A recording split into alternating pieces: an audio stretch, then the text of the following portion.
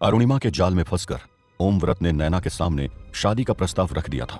ओमव्रत अभी नैना को इस फैसले पर राजी होने के लिए मना ही रहा था। तब तक वहां एक दूसरा शख्स आ गया था। इस शख्स को नैना तो नहीं पहचानती थी, लेकिन इसे देख ओम वर्मन के चेहरे का रंग जरूर बदल गया था। उस अनजान शख्स की बातों को सुन नैना उसकी ओर देखते हुए कहती है, तुम कौन हो और यहाँ इस तरह से अंदर कैसे चले आए?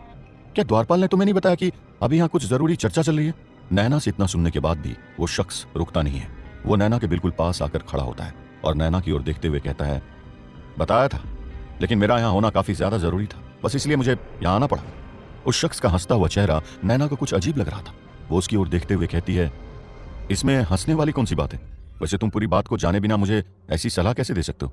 तुम पहले पूरी बात तो जान लो। नैना के इतना कहने के बावजूद उस शख्स का हंसना कम नहीं हो रहा था। वो हंसते हुए कहता है, जो ओमव्रत को अच्छी तरह से जानता है ना, उसे पूरी बात जानने की कोई जरूरत नहीं है। ओमव्रत के कपड़े बदल सकते हैं, लेकिन इसका चरित्र तो वही है ना। ये एक बहुत ही मतलबी और धोखेबाज इंसान है। यह अभी भी अपने फायदे के लिए तुम्हें बरगलाने की कोशिश कर रहा है। ओमव्रत के मुंह पर ही ओमव्रत के बारे में उस शख्स को ऐसी बातें करते देख नैना हैरान थी। तभी ओमव्रत उस शख्स से कहता है, द्वापर साम्राज्य के राजकुमार श्रीपद, तुम एक राजकुमार होकर इस तरह की बातें क्यों कर रहे हो? क्या तुम्हें पता नहीं है, वत्सल साम्राज्य की भूमि पर आकर इस तरह की बातें करने के लिए तुम्हें मृत्यु दंड भी दिया जा सकता है। तुम्हारी हिम्मत कैसे होगी वत्सल साम्राज्य की भूमि पर आने की? तुम्हारे गुप्तचरों को मैं जो ढूंढ ढूंढ कर मृत्यु दंड देता हूं, वो मुझे कहीं तुम्हें भी न देना पड़ जाए। इससे पहले मेरा गुस्सा भड़क उठे, तुम यहां से निकल जाओ। हिमालय के दक्षिण की तरफ स्थित वत्सल साम्राज्य के अंतर्गत जहां 7 राज्य आते थे, वहीं श्रीपद भी वत्सल की तरह एक द्वापर साम्राज्य का युवराज था। वत्सल साम्राज्य में जहां 7 राज्य आते थे और वो एक बहुत ही बड़ा साम्राज्य था, वहीं द्वापर साम्राज्य एक छोटा साम्राज्य था और इसके अंतर्गत सिर्फ द्वापर देश ही आता था। द्वापर साम्राज्य पर इस वक्त शासन तो सम्राट द्रुपद का था, लेकिन ओमव्रत का पिता और वत्सल साम्राज्य का सम्राट विरधव्रत द्वापर साम्राज्य पर काफी समय से नजरें गड़ाए बैठा है। वत्सल साम्राज्य के सारे बड़े योद्धा अभी युद्ध के दूसरे मोर्चे में व्यस्त थे और वहां से उनके आने के बाद वत्सल साम्राज्य द्वापर साम्राज्य पर हमला करने वाला था। द्वापर साम्राज्य पर वत्सल साम्राज्य द्वारा हमला किया जाना है, ये बात तकरीबन हर कोई जानता था। इसके बावजूद भी श्रीपद को इस वक्त शत्रु साम्राज्य में देख हर कोई हैरान था। ओमव्रत की धमकी में उस अनजान शख्स का नाम और पहचान भी छुपा हुआ था। ओमव्रत की बातों को सुन नैना को भी उस शख्स की असली पहचान का पता चल गया था। हालांकि द्वापर साम्राज्य के राजकुमार श्रीपद को इस वक्त शाही दवाखाने में देख नैना को उसके यहाँ आने का मकसद समझ नहीं आता है। जहां तक मुझे पता है, द्वापर साम्राज्य और वत्सल साम्राज्य के बीच इस वक्त माहौल दोस्ताना नहीं है। फिर वहां का राजकुमार इस वक्त यहाँ क्या कर रहा है? उधर ओमव्रत की धमकी के बाद भी श्रीपद वहीं खड़ा अभी तक मुस्कुरा रहा था। वो ओमव्रत की ओर देखते हुए कहता है, माफ कीजिएगा युवराज, मैं जरा भावनाओं में बह गया था। वैसे मेरे कहने का तरीका गलत हो सकता है, लेकिन बात मैंने बिल्कुल सही कही थी। इतना कह श्रीपद एक बार फिर से हंस पड़ता है। श्रीपद को यूं हंसते देख नैना के मन में भी कई तरह के सवाल उठ रहे थे। वो श्रीपद की ओर देखते हुए कहती है, ऐसा लगता है तुम यहाँ पर सिर्फ हंसने के लिए आए हो। अगर तुम्हें यहाँ और कोई काम नहीं है तो कृपया तुम यहाँ से चले जाओ। वैसे मुझे इस बात का जवाब दो कि तुम मुझे कैसे जानते हो? मैं तुम्हारे यहाँ आने का मकसद भी अभी तक समझ नहीं पाई हूं। नैना की बातों को सुन श्रीपद मुस्कुराते हुए कहता है, तुम्हें अब कौन नहीं जानता है नैना? युवराज ओमव्रत के साले का जो तुमने अश्र किया है और इनके दादा ससुर को तो तुम्हारे दोस्त ने परलोक ही पहुंचा दिया। उसके बाद इस साम्राज्य का क्या, अगल बगल के सभी साम्राज्यों में तुम्हारी ही चर्चा है। वैसे चिंता मत करो, युवराज ओमव्रत चाहे कुछ भी बोले, लेकिन यहाँ के अधिकतर इंसान तुम्हें दोषी नहीं मानते हैं। सभी को सच्चाई का पता है और सभी सिंह वर्मन को ही दोष दे रहे हैं। जनता की भावनाएं तुम्हारे साथ है। रही बात मेरे मकसद की, तो मुझे बस आप अपना शुभचिंतक समझ लो। श्रीपद की बातों को सुन नैना उसकी ओर देखते हुए कहती है, बस बस, ज्यादा मक्खन लगाने की जरूरत नहीं है, बहुत तारीफ होगी, अब बस करो। रही बात शुभचिंतक की, तो आजकल शुभचिंतक की सबसे बड़ी चिंता का कारण बन रहे हैं, इसलिए मुझे अब शुभचिंतकों की कोई जरूरत नहीं है। नैना की इन बातों को सुन श्रीपद उसकी ओर देखता है। प्रताप की बहन तो सचमुच काफी बदल गई है। इसके विचारों और वाणी में इतनी स्पष्टता लगता ही नहीं ये कभी मंदबुद्धि रही होगी। अच्छा हुआ जया को मैंने पहले इसके बारे में सारी जानकारी लाने के लिए भेज दिया था। नैना की ओर देख रहा श्रीपद ये सोचते हुए मुस्कुरा रहा था। तभी ओमव्रत एक बार फिर से बोलते हुए कहता है, श्रीपद, तुम इस तरह मेरे साम्राज्य में आकर मेरे ही नागरिकों को सम्राट के खिलाफ भड़का नहीं सकते हो। तुम्हें पता है ना, राजद्रोह के लिए वत्सल साम्राज्य में मृत्यु दंड निर्धारित है। बिना अनुमति के इस तरह वत्सल साम्राज्य में तुम्हारा आना तुम्हारे लिए काफी खतरनाक साबित हो सकता है। तुम यहाँ पर रुककर मुझे विवश मत करो कि मुझे तुम्हें मृत्यु दंड देना ही पड़ जाए। अगर अपनी सलामती चाहते हो ना, तो तुम अभी के अभी यहाँ से लौट जाओ।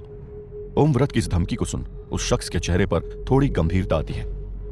युवराज ओमव्रत, मैं जानता हूं आप जैसा मतलबी इंसान अपने स्वार्थ के लिए मुझे यहां से भेजना चाहता है, लेकिन आप चिंता मत कीजिए, मैं आज शाम में वत्सल के सम्राट से भी मिलने वाला हूं। नैना को बहला फुसलाकर अब मैं आपको इसे अपने साथ ले जाने नहीं दे सकता हूं। इतना कह वो शख्स नैना की ओर देखता है। नैना, इस ओमव्रत के साथ रिश्ते के बारे में तुम सोचना भी मत। ये तुमसे वादा तो रानी बनाने को कर रहा है, लेकिन अंततः तुम्हें इसकी दासी बनकर वहां रहना होगा। ये युवराज एक बहुत ही धूर्त इंसान है, कृपया तुम इसकी बातों में मत आना। नैना तो रानी बनने के प्रस्ताव पर भी ओमव्रत के साथ जाने के लिए तैयार नहीं थी, जबकि वास्तविकता में तो उसे वहां सिर्फ एक दासी बनाकर ले जाया जाना था। श्रीपद से सच्चाई सुनने के बाद नैना और आर्यमान ओमव्रत की ओर देखने लगते हैं। श्रीपद की बातों को सुनने के बाद ओमव्रत थोड़ी देर तक चुप रहता है और फिर कहता है, नहीं नैना, ऐसी बात नहीं है। वैसे मैं तुमसे शादी तो सच में नहीं कर पाऊंगा, लेकिन तुम्हें दासी बनाकर नहीं रखूंगा। तुम्हें वहां एक इज्जत की जिंदगी जीने को मिलेगी। मैं तुम्हारे साथ बस उसी एक रात रहूंगा जब तुम महल में आओगी। इसके बाद मैं पूरी जिंदगी में कभी भी तुम्हारे नजदीक नहीं आऊंगा। तुम उसके बाद अपनी जिंदगी अपने हिसाब से जी सकती हो। मैं जानता हूं तुम मुझसे प्रेम करती हो, इसलिए इसे एक बेहतरीन विकल्प समझकर तुम मेरे साथ चलो। सबकी भलाई के लिए यही अच्छा है। ओमव्रत की बातों को सुन नैना चुप थी। उसने ओमव्रत के साथ न जाने का फैसला तो कर लिया था, लेकिन शाही दवाखाने के बारे में सोच वो जवाब देने से जरा परहेज कर रही थी। तभी श्रीपद एक बार फिर से बीच में बोलते हुए कहता है, नैना, ये काफी मतलबी इंसान तुम्हें सिर्फ बहला फुसला रहा है। ये यहाँ पर सिर्फ और सिर्फ अरुणिमा की वजह से आया है। ये अपने प्यार के साथ तो नहीं रह पाया, लेकिन अब ये अपने प्यार की खुशी के लिए तुम्हारी जिंदगी बर्बाद करने को तैयार हो गया है। ये ना तो सच्चा प्रेमी बन सकता है और ना ही इसका प्रेम कभी सच्चा हो सकता है। भगवान के लिए तुम बिना कुछ सोचे इसे मना कर दो। श्रीपद की इन बातों को सुन ओमव्रत का गुस्सा भी भड़क उठता है। श्रीपद, मुझे यहीं पर तुम्हारा गला काटने के लिए मजबूर मत करो। तुम्हारी जुबान कहीं आज तुम्हारी जान न ले ले। मेरे साम्राज्य में आकर तुम आखिर इतनी बकवास क्यों कर रहे हो? ओमव्रत की इस धमकी का भी श्रीपद पर कोई खास असर नहीं होता है। वो कहता है, युवराज ओमव्रत, शायद आप भूल रहे हैं कि मैं आज सम्राट से भी मिलने वाला हूं। वैसे क्या सम्राट को ये सारी बातें पता है, या उन्हें सच्चाई से मैं वाकिफ करवा दूं? श्रीपद अभी सिर्फ एक राजकुमारी था। द्वापर साम्राज्य का उत्तराधिकारी और युवराज किसे बनाया जाना है यह अभी घोषित तो नहीं किया गया था, लेकिन छोटा भाई होने के बावजूद भी श्रीपद इसका प्रबल दावेदार था। अपने साम्राज्य के महत्वपूर्ण नीतिगत फैसलों पर उसका काफी प्रभाव होता था। श्रीपद की धमकी को सुन ओमव्रत उसकी ओर देखता है। श्रीपद, शायद तुम्हें इस बात का अंदाजा न हो, लेकिन जल्दी वत्सल साम्राज्य तुम्हारे उस छोटे से साम्राज्य पर कब्जा कर उसे अपना 8वां राज्य बनाने वाला है। हमारे साम्राज्य के बीच इतने खराब संबंध होने के बावजूद मैं इस वक्त तुम्हारे यहाँ आने की काफी सराहना करता हूँ, लेकिन तुमने यहाँ आकर काफी बड़ी गलती कर दी है। अब भूल से भी राजमहल में मत चले जाना, वरना तुम्हारी मौत पक्की है। इतना कह ओमव्रत नैना की ओर देखता है। इस दुष्ट की वजह से मैं तुमसे ज्यादा अच्छे से बात नहीं कर पाया, लेकिन तुम एक बात ध्यान से सुन लो। अगर तुम इस शाही दवाखाने की बर्बादी नहीं चाहती हो और खुद भी जिंदा रहना चाहती हो तो तुम्हें मेरा प्रस्ताव मानना ही होगा। तुम्हारे पास इसके अलावा और कोई विकल्प नहीं है। अगर तुमने कोई भी होशियारी करने की कोशिश की तो तुम्हारी मृत्यु तो होगी ही, साथ ही शाही दवाखाने को भी मैं मिट्टी में मिला दूंगा। इसलिए फैसला तुम्हारे हाथों में। तुम्हें क्या चाहिए? इतना कह ओमव्रत शाही दवाखाने से बाहर निकल जाता है। ओमव्रत को बाहर निकलते देख आर्यमान और नैना एक दूसरे की ओर देख रहे थे, जबकि वहीं खड़ा श्रीपद अभी भी मुस्कुरा रहा था। शाही दवाखाने की सलामती के लिए नैना क्या लेगी फैसला?